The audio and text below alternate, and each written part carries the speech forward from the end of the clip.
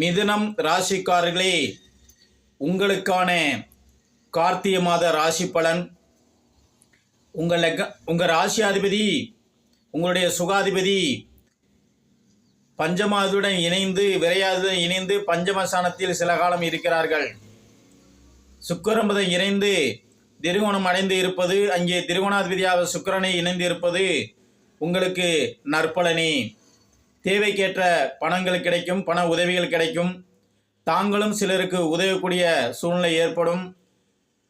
ஆனால் கடன் கொடுக்கல் வாங்கல் சூழ்நிலை ஏற்படும். யாருக்காவது கடன் கொடுத்தீர்கள்னா அந்த கடன் திருப்பி கிடைக்காது.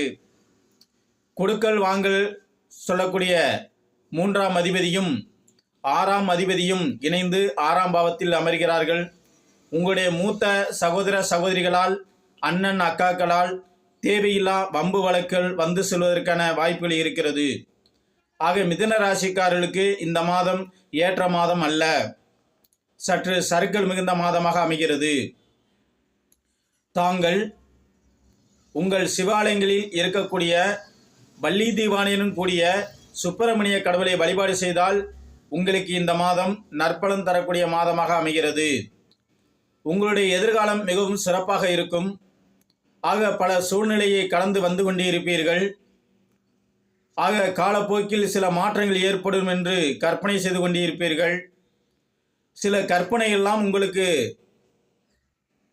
தவிடுபொடியாகும்.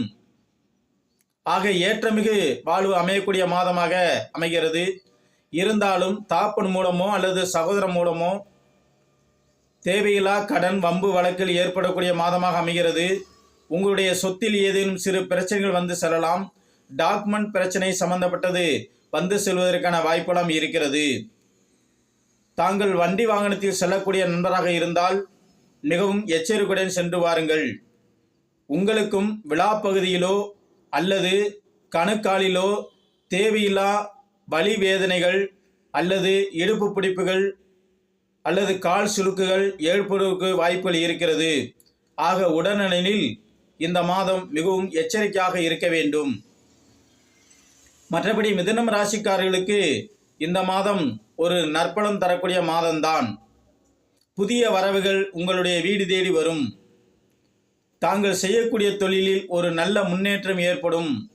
சிலர் தொழிலை விரிவாக்கம் செய்ய நினைப்பீர்கள். கூடுமானவரை பொறுமையுடன் செயல்படுவது நல்லது. எதிலும் எச்சரிக்கையுடன் இருங்கள். வாழ்க வையகம், வாழ்க வளமுடன்.